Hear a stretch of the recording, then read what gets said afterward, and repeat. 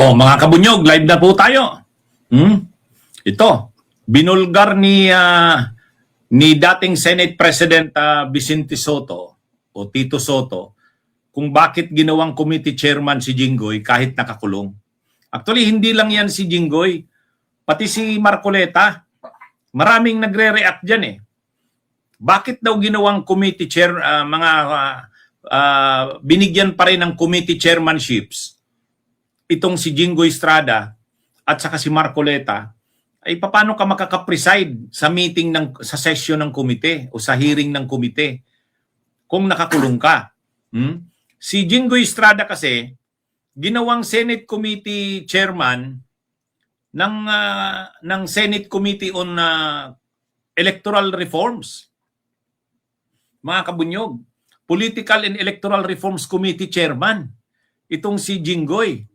Si Marcoleta ginawa ring chairman ng Senate Committee on Tourism.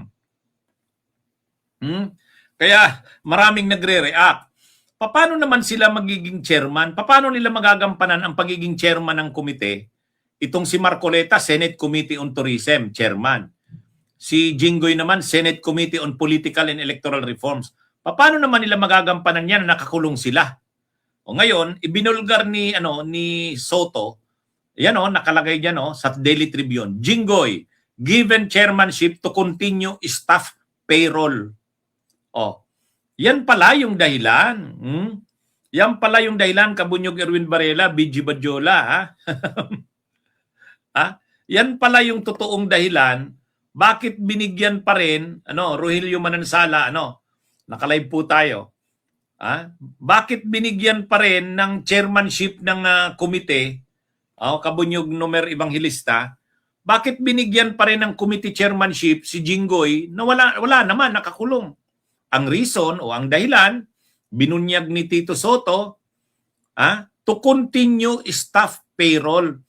Ibig sabihin, para may pambayad sa mga staff. Para may pambayad sa mga staff si Jinggoy at saka si Marcoleta, binigyan sila ng committee chairmanship.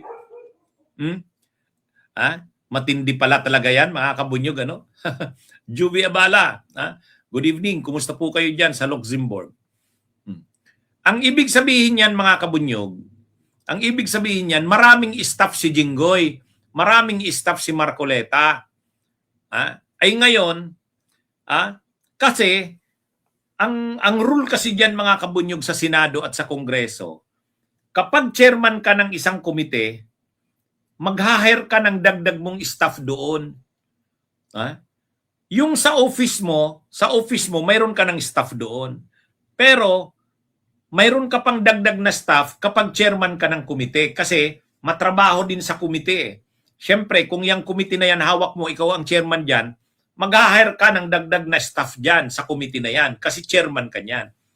Ay mukhang maraming tao itong si Jinggoy, mukhang marami siyang tao, kailangan i-maintain niya yung mga tao niya na yon.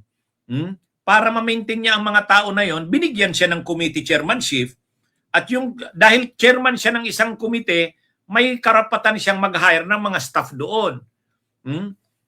Kasi may budget ang bawat komite, may budget. Binigyan siya ng komite, yung Senate Committee on Political and Electoral Reform, siya ang mag-hire ng mga staff para doon. At yung budget para sa mga meeting o sa mga hearings ng nasabing komite, sa kanya rin yun. Yan yung dyan, mga kabunyog. Kaya, kumbaga, ang sabi ni dating Senate President Soto, kumbaga, konsiderasyon nila yun kay Jinggoy kasi may mga staff si Jinggoy, wala siyang pangsweldo. Para may pangsweldo siya sa dagdag na mga staff niya, binigyan siya ng komite. Ganon din kay Marcoleta. Kaya, pala yan mga kabunyog para-paraan talaga sila, kabunyog BG Badjol. Hindi po ito chismis hindi ito intriga. Galing mismo yan kay dating Senate President Soto. Jinggoy given chairmanship to continue staff payroll. Kasi kapag may committee chairmanship ka, may budget para sa committee mo. Kapag may hawak kang komite, chairman ka ng isang komite, may budget ka dyan sa komite na yan. Para sa mga meetings niyan, sa mga hearings, para sa mga committee hearings, may budget 'yan. At syempre, may staff ka diyan na hiwalay sa committee na 'yan. Kaya kumbaga pag may hawak kang komite, may dagdag na budget 'yan. Aside pa 'yan doon sa regular budget mo sa office mo. Kasi yung office niya may budget na 'yon. Pero may mga tao siya, may mga extra siyang tao, kailangan sweldohan 'yon. Saan i-charge? Doon sa komite. Yung panggastos niya sa budget ay yung panggastos niya sa dagdag na mga gastos niya ng mga staff niya, i-charge doon sa komite. Yan mga kabunyog. Hi, shout out sa iyo Kabunyog Red X, sa Kabunyog Sakura. Kaya ito mga kabunyog, yan ang kalakaran. Yan ang kalakaran sa atin. Imagine niyo, para lang ma-accommodate si Marcoleta at saka si Jinggoy, yung mga tao nila ma-maintain yung mga pangsweldo. Kasi maraming tao sila Siguro mga kamag-anak, mga kaibigan. Ngayon, para may pangsweldo sila, yung payroll sa kanilang mga staff, yon binigyan ng committee chairmanship. Kahit sa totoo, hindi naman nila magagampanan ang pagiging committee chairman doon. Bakit? Nakakulong sila Nakakulong sila paano naman nila magagampanan yung committee chairmanship na yon? Kaya lang yun na nga, ang dahilan noon, sabi ni dating Senate President Soto, para may pangsweldo sa mga staff nila, binigyan sila ng committee chairmanship. Hindi ko na daw ginigreet si Argo. Argo, shout out sa iyo, Lito M, Sakura. Shout out sa inyo mga kabunyog.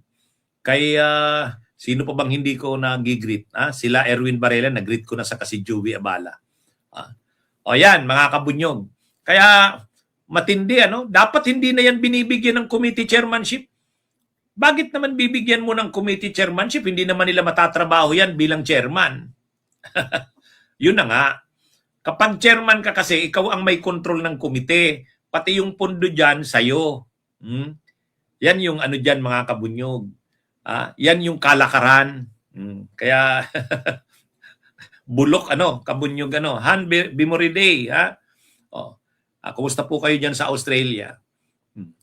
Kung gagawin lang kasing member ng committee si Jinggoy at saka si Marcoleta, pag member ka, hindi mo hawak yung pondo ng komite. Ang chairman lang ang may hawak ng pondo ng komite. Yan mga kabunyog. Greg Reyes, shout out. Kumusta kayo dyan sa New Jersey? Okay. Jake Gaming Wolf, good evening. Kumusta kayo dyan sa Davao City? Yan po mga kabunyog ang paliwanag dyan. Pero sa totoo lang, yung paliwanag na yan, hindi maganda stupid daw, sabi ni Fist of Citizen. Kaya yan mga kabunyog, mga kabayan. Okay, magandang araw sa inyong lahat. Mabuhay po tayo.